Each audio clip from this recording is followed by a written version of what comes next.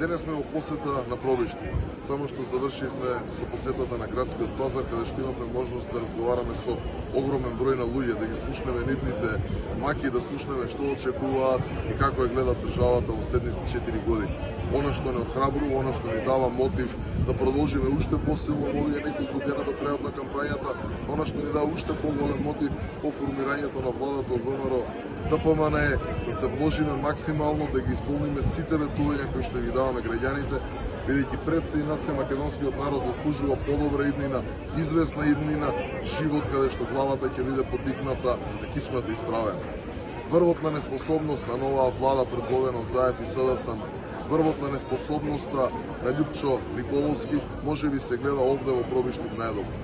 Оној проект кој што го остави претходната влада на ВМРО ДПМН, патниот правец Крупиште до Пробишти, буквално не е ништо завршено.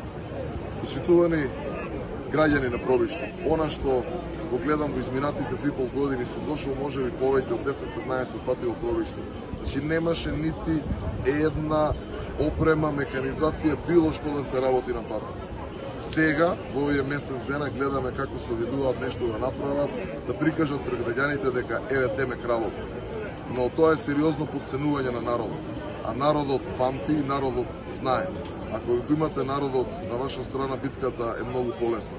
А на 15 јуни народот доаѓа во своето. Очекувам огромна победа овде во Пробишти, попрочем и во целата изборна единица 3 во верниот исток.